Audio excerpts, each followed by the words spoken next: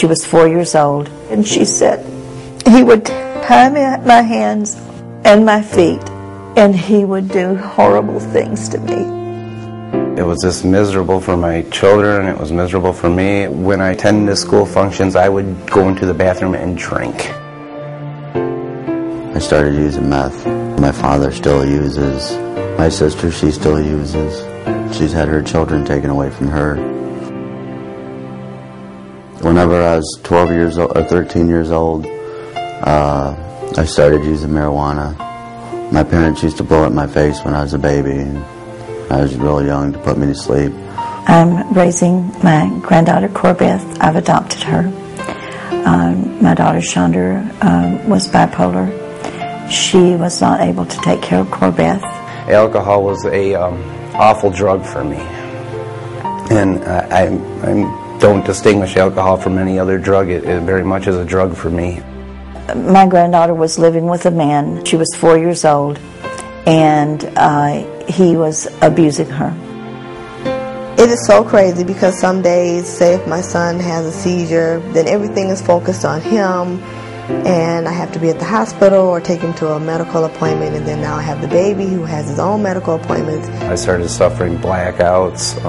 I used the alcohol to suppress withdrawal symptoms from the narcotics. And I said, "Can you just tell me?" And she said, he would tie my hands and my feet, and he would do horrible things to me. When people come to us, they're broken, spiritually and emotionally, psychologically. And we try to help them to become whole as much as we can. It ended up getting me taken out of my home by the sheriffs, ended up getting me trips to the hospital repeatedly, till finally I ended up at the Jim Gilmore Treatment Center, where I got some hope, basically. What was a great help for Corbeth was going to the Children's Advocacy Center and being able to talk about the sexual abuse in the beginning, and then coming forward over time to where we are now and being able to start that healing process. When an illness cycles one generation after another without anything stopping it, it's like a large boulder rolling down a hill, and it just keeps destroying more and more as it continues to roll. My mother and my father used methamphetamines and marijuana. They was always fighting all the time. They had a real abusive relationship. You know, when kids are little, they don't say, gee, you know, when I grow up I want to be a meth addict, or I want to be a coke addict, or I want to be an alcoholic. You know, they often will say, I definitely don't want to do that. Yet they find themselves in that situation later. When I turned 26, I started using meth, and I was using marijuana also, and the addiction gradually got worse and worse and worse, to the point to where I was in the court systems. I guess when I got sober, I saw what I never saw before, that I really wasn't a good parent. I really wasn't there when I should have been there. I never saw that when I was using.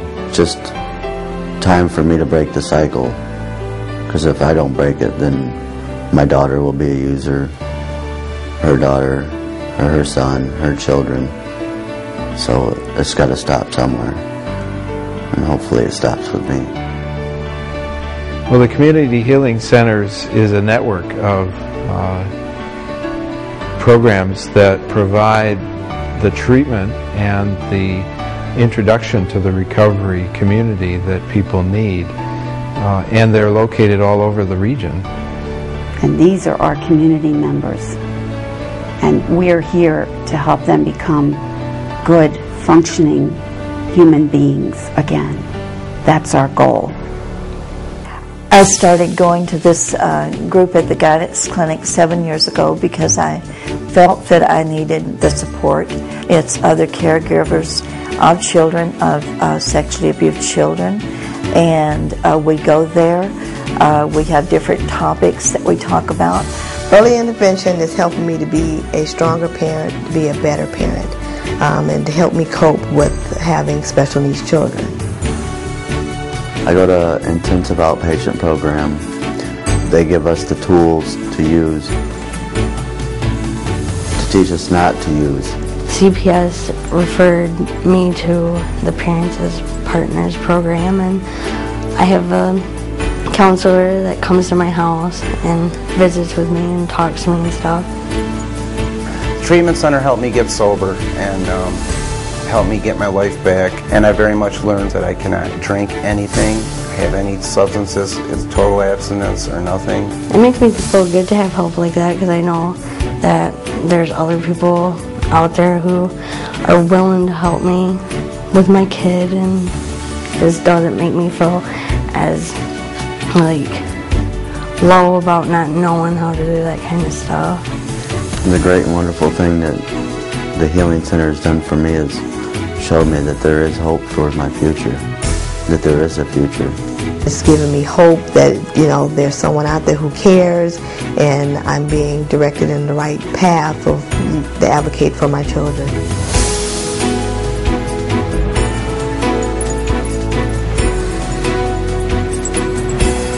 They've just been there and said, let's just keep trying. And I don't know what we would have done without them. They've just been there for us. It's just time for me to break the cycle. It's got to stop somewhere. And hopefully it stops with me.